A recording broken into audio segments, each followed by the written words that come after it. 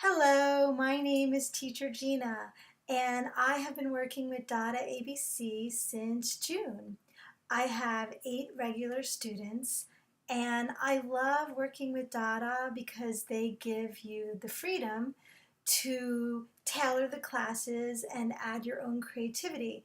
And this is great for a teacher because that allows me to change up the courseware, to add additional materials when I think the student could really benefit from it.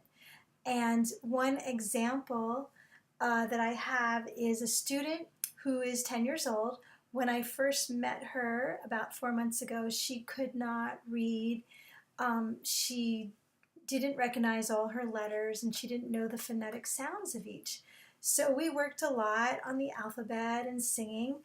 And then I invented this game that I think was really helpful for her. It's a name game, and I put the letters of my name, Gina, and the letters of her name, which is Chloe. And then she knows how to read Gina. We sound out all the letters of my name, and then she knows it by heart. And the same thing with her name. And then we have a little fun making up new names. So I would take and make it Gino. And instead of Chloe, we would go Chloa. And then, we start to have fun just making up new names. So I would put another letter, be Nino, and Gloa. So little by little, she gets to know the phonetics of all these, and she can blend the letters. So it helps her to start reading words independently.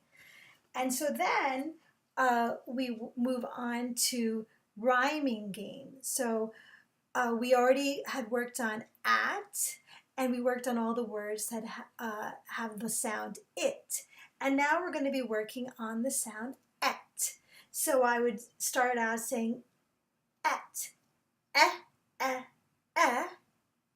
t, t, t, et, et. And then after we did that a couple times, then I would say bet, b, plus et, bet, b, et, bet. And she would do it as well. And we'd go all the way across. G, et, get. And little by little we go through each one. And before you know it, she's just reading them by herself. And this is really exciting to see because, she couldn't really understand anything that I was saying. So what I've done with that is whenever there's a word or something in the lesson that she doesn't know, I taught her how to say, I don't understand. So now she says to me, I don't understand, and I know to clarify it. And then I'll use translation. I have a little translation app that I use. So if there's a word that she doesn't know, I can find the translation in Chinese. And of course, she gets a kick out of me trying to pronounce the Chinese. So that's like a really great way that helps clarify it. And it's almost like seeing a light bulb go off in their head when you give them the translation and they thought it was one thing, but it was actually another.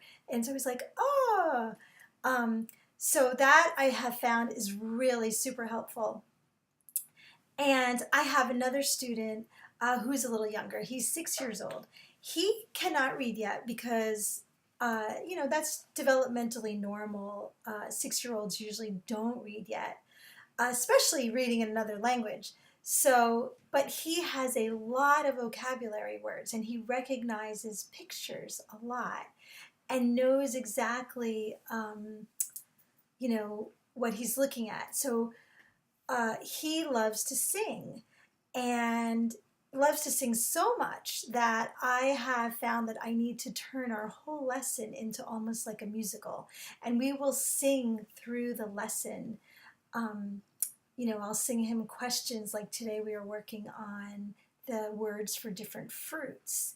And I will say, pineapple, apple, oranges, Jimmy, which fruit do you like?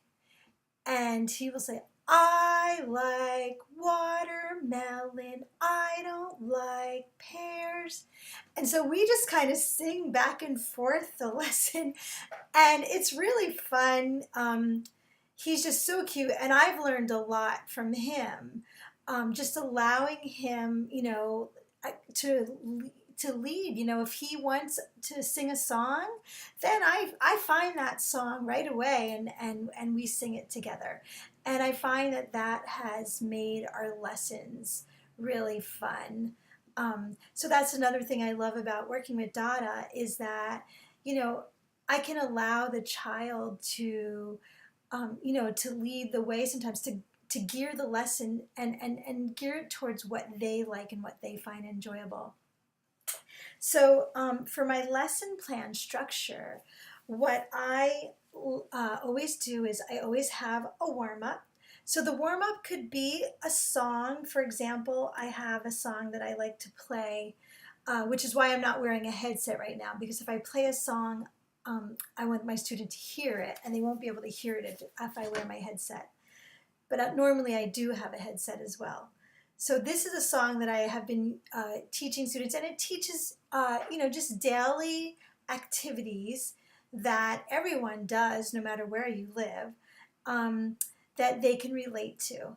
So this is how it goes. This is the way we wash our face, wash our face, wash our face. This is the way we wash our face early in the morning. Wash, wash, wash, wash.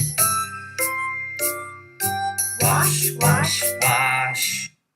So that song goes on, and we've learned about washing our face, combing our hair, we pull out our combs, brushing our teeth, how we get dressed, putting on our clothes so we get dressed, and then finally go to school. And I have another song that I've been using, and I change it up all the time. Another song is all the words that the students already know. Most of them know mama, papa, grandma, grandpa, little fish. So this is a song that the new word really is shark. So we have baby shark, mama shark, papa shark, grandpa shark. And it's a really easy song for them to be able to sing because they already know those words. So I might start out the lesson letting them know, grandma shark, do, do, do, do, do, do. And then we'll sing it together, and I'll play the music as well so that they can hear it. And that's a fun warm-up. Another thing that I might do is play a game. So sometimes we'll just warm up with a quick little game, and it might be like the rhyming words, or my student who's learning to read will do the name game. And another lesson I like to do, especially with older students, and even my younger students now are familiar with this, is I'll ask them, what is the weather today? And then they will answer, it is sunny, it is rainy, it is cloudy. And I usually, when I'm first teaching it, I'll start out and say, it is sunny and hot. And I'll be like, oh, hot. It is so hot today. Woo, hot. Or I'll say, it is rainy and cold. Ooh, cold. Are you cold? Is it cold in China, or is it hot? Whew. What is the weather? So that's a game, just a little warm-up that we do. And I find that the students really they get that quickly because I can take the pictures, I show it to them very close up. So even a new student that might be just a trial can quickly understand. Um, then after warm up, I do a quick review. So if there's a lesson that perhaps the student needed a little bit more work in from the last class, we will do a quick review. For example, I had a student today and we're learning a lesson called Christmas Party. And our quick review was to sing the Merry Christmas song. And it was great because I had asked her for homework to practice singing that song. We wish you a Merry Christmas. And it was great to see because we sang it and she knew all the words. So I knew she had done her homework. Then we'll go into our new lesson, so the lesson courseware. Sometimes, I give them a game as a reward if we can get through, the next, if we can finish. Maybe we have 6 pages left. We'll finish it, and then we'll play a game. Then we'll have, at the end, we have a quick review of whatever new material. So if it's discussing with one of my more advanced students, we were talking about genres today and different styles of fiction books and nonfiction books. So we were talking about photojournalism. And so we reviewed our vocabulary words: community, job, genre, photojournalism, captions, travel, all these different vocabulary words that came up in the lesson. And then we will, I always like to give a warm goodbye at the end of my lesson. I don't like to jump out of the class because I feel it's a little too abrupt. So I try to at least save my last star for the goodbye. And, I actually, after this intro of my lesson, I do have an example of one of my goodbyes with my student that loves to sing. And rewards. Rewards are really important. And I have 2 ways of giving rewards. One is I give the students cookies in a cookie jar. So usually I will, with my younger students, because I like to give a lot of rewards, I will give 2 cookies equals 1 star. So they can actually answer. I'll say, how many cookies do you have? And they will count. 1, 2. I have 2 cookies. And we can get all the way up to 10 cookies, which equals 5 stars.